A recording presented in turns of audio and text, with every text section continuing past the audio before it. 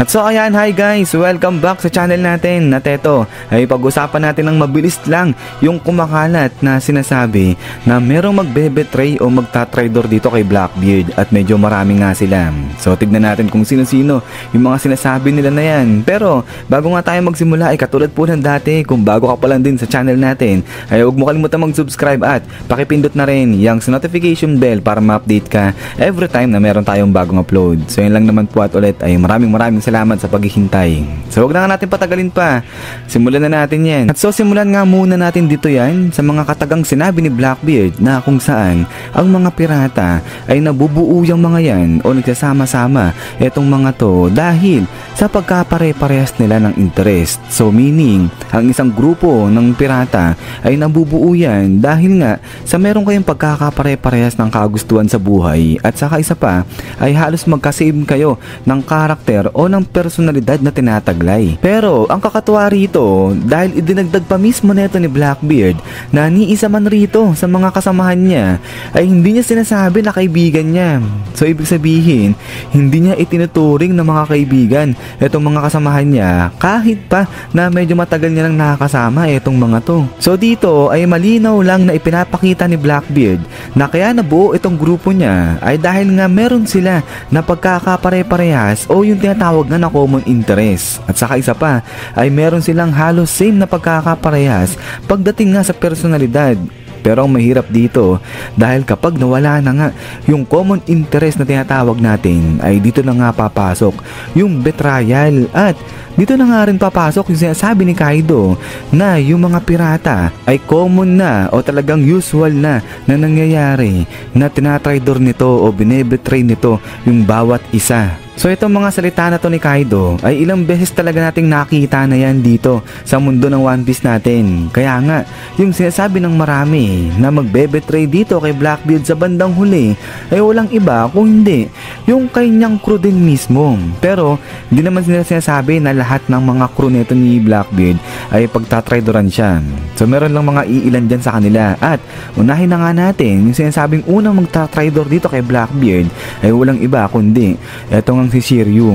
So hindi naman to pala guys in order kung sino yung maunang mag-betray o mag-traidor dito kay Blackbeard. Pero eto, yung mga nakikita na mag-traidor dito kay Blackbeard sa bandang huli. So bakit si Shiryu? Kasi nga kung matatandaan ninyo ay di ba nga pagkakuha pa lang nito ni Shiryu o pagkabigay pa lang sa kanya ng espada niya ay pinatay niya kaagad yung mga nakapaligid sa kanya. So after nga raw yan ng 10 segundo lang pumatay na kaagad etong lalaki na to.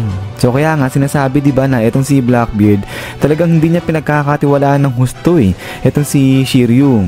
Pero maliban pa dito kay Shiryu, yung isa pang sinasabi na magbe-betray dito kay Blackbeard ay pwede rin na etong si Pizarro o si King Pizarro. So yung sa pagdating naman dito kay King Pizarro ay alam naman natin na korap etong mama na to o itong hari na nga na to. At minsan niya na nga rin nabanggit na parang gusto niyang palitan sa pwesto etong si Blackbeard mismo.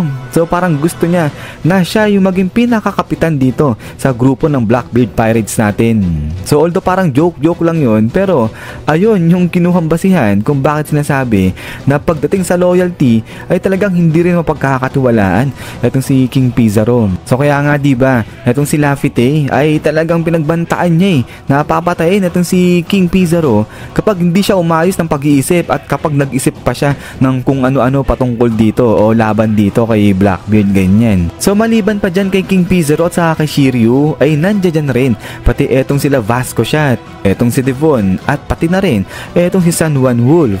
So yun sa pagdating naman sa tatlo na to ang sinasabi kaya sila nag-i-stay dito kay Blackbeard ay dahil nga sa nagagawa nila yung kagustuhan nila na pumatay lang ng pumatay. So nagiging malaya sila pagdating sa aspeto na yan. Pero maliban pa dyan kaya sila nag-i-stay dito kay Blackbeard ay dahil mas nagiging tanyag sila at saka isa pa mas lumalakas sila dito habang naka-stay sila kay Blackbeard. Kasi nga seemingly parang etong si Blackbeard talaga yung nagbigay ng mga kapangyarihan sa mga kasamahan niya. So kaya nga parang biglang lakas diba etong grupo ni Blackbeard. Pero hindi pa naman yan ganun ka-confirm, pero parang somehow o parang si Blackbeard nga yung nagbibigay sa mga kasamahan niya ng kung ano yung nababagay o nararapat na Devil Fruit ability para sa kanila. So kumbaga, kaya nag-i-stay itong mga to kay Blackbeard dahil bukod sa common interest na meron sila, ay napapakinabangan pa nila itong si Blackbeard at pati na rin yung bawat isa sa kanila dyan. Pero once na humina na etong si Blackbeard at saka mawala na nga rin daw etong kanilang mga common interest, ay dito na magsisimula ngayon na etong mga to ay magsama-sama na pagtulungan o i-betray na etong si Blackbeard ng tuluyan. So yung sa pagdating dito ay hindi ko alam kung medyo stretch yung magsasama-sama etong mga to para nga lang i-betray o pagtulungan etong si Blackbeard. Pero ang malinaw dyan, kung pagbabasihan lang naman yung mga personality neto ng lima na to, ni Vasco Shot neto, nila Devon, nila Shiryu, ay possible na pwede mangyari nga yan na talagang i-betray nila etong si Blackbeard once na hindi na nila mapapakinabangan o wala na silang makuha dito kay Blackbeard. So kaya ayan ay kapag humina na etong si Blackbeard, ay ayan ay pwede na talagang i-abandon ng lima na to etong si Blackbeard, lalo na etong si King Pizarro napakakorap ng hari na to. Pero maliban pa sa lima na to ay maisingit na rin dyan pati etong pagsali nga o itong bagong miyembro nila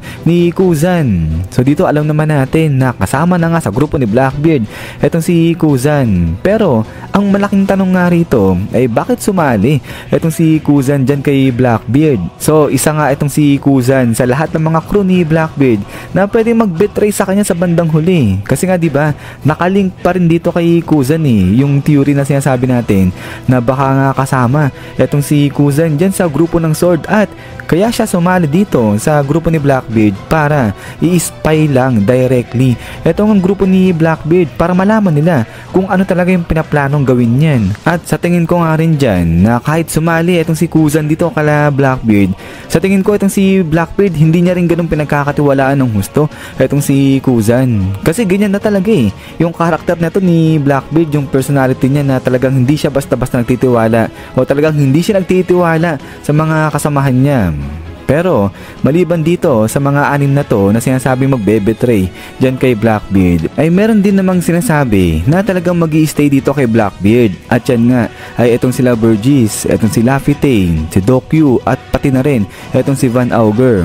Dahil nga alam naman natin na sa simula pa lang etong lima na to sila talaga yung magkakasama na. At saka isa pa ay diba nga kung mapapansin nyo dyan sa nangyaring laban ni Lot sa ni Blackbeard, diba eto rin sila rin yung kasama ni Blackbeard o yung katulong ni Blackbeard para labanan etong si Long. Maliban dito kay Laffy-Tane kasi nga di natin nakita na kasama yan sa pakikipaglaban dun sa grupo ni Long.